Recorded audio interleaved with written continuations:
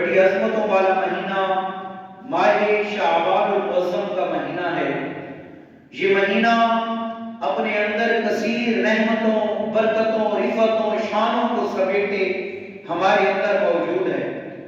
پاک محبوب علیہ الصلوۃ والتسلیم حضرت عائشہ صدیقہ رضی اللہ تعالیٰ عنہ کی روایت کے مطابق رمضان کے بعد جس مہینے کے سب سے زیادہ روزے رکھا کرتے تھے وہ شعبان المعظم ہے۔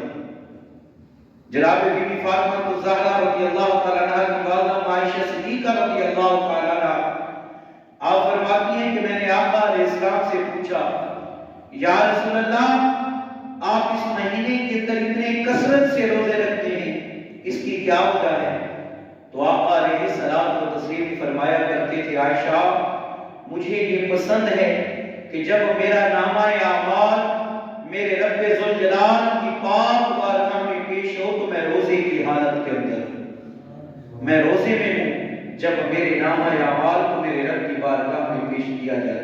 چونکہ اس مہینے کی 15 شعبان المعظم، نصف شعبان، آدھا شعبان گزرنے کے بعد 14 کا دن، 15ویں رات آپ کے اور میرے اعمال اللہ کی بارگاہ میں پیش کیے جاتے ہیں۔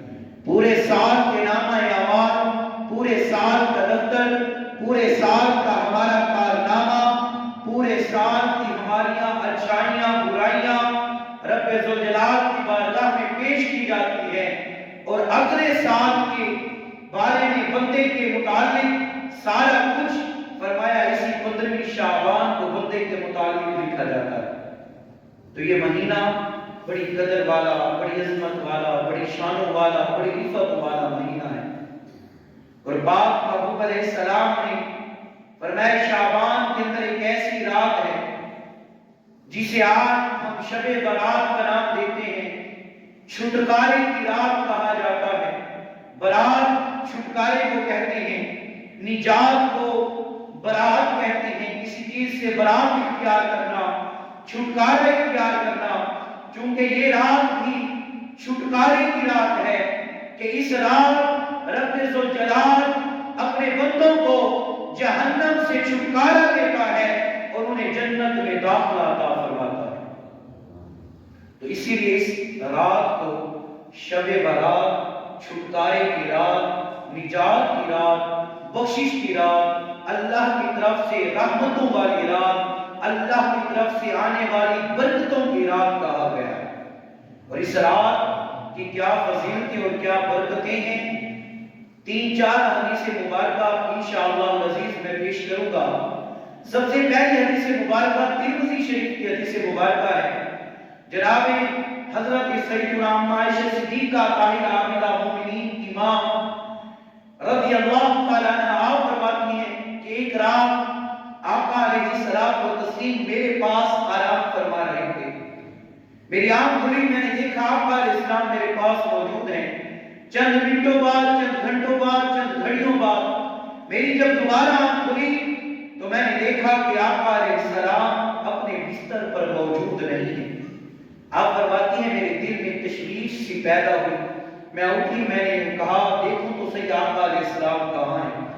آپ فرماتی ہیں میں جب اپنے حجرے سے باہر نکلی تو آقا علیہ السلام تفسیر کی طرف میری نگاہ اٹھی تو میں نے دیکھا کہ آقا علیہ السلام جنت البقیع کے قبرستان میں موجود ہیں۔ جنت البقیع کے قبرستان میں آقا علیہ السلام کی پاک ذات موجود ہے۔ آپ فرماتی ہیں کہ میں قبرستان کی طرف چل پڑی۔ قبرستان میں جب پہنچی تو آقا علیہ السلام نے دعا کے لیے ہاتھ اٹھائے ہوئے تھے، آپ دعا کر رہے تھے۔ آقا علیہ السلام میری طرف متوجہ ہوئے، فرمانے لگے عائشہ کیا تم نے یہ سمجھا تھا کہ اللہ کا رسول تمہارے حق کے اندر تلفی کرے گا؟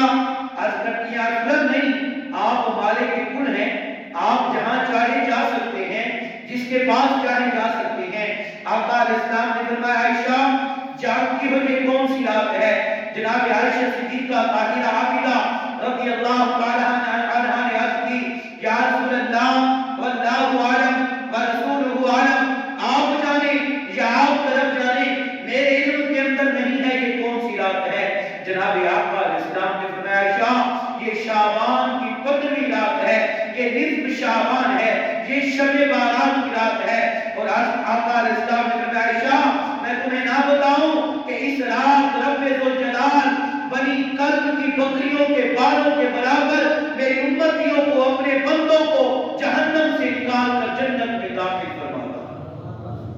فرمایا اتنی برکتوں والی رات، آقا علیہ السلام نے فرمایا عائشہ اس رات رب ذوالجلال جہنم سے بنی کلب، اور بنی کلب کی مثال اس لیے دی گئی کہ آقا علیہ السلام کے دور کے اندر ایک قبیلہ تھا جس قبیلے کا نام تھا بنی کلب، بنو کلب، بکریوں والا قبیلہ۔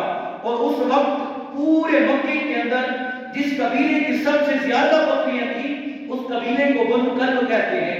جتنی زیادہ بکریاں ہوں گی اتنے زیادہ بال ہوں گے، اور بال تو بکریوں کے اوپر ہم گن نہیں سکتے۔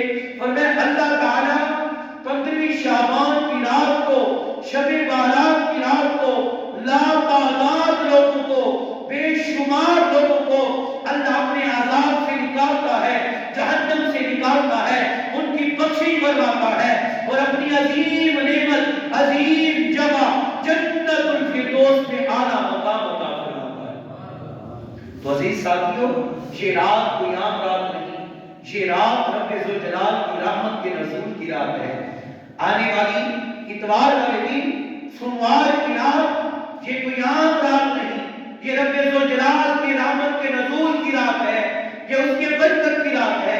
اور فرمایا کہ اس رات جو بندہ بھی رب سے بخشش مانگتا ہے اللہ اس کی بخشش عطا فرماتا ہے۔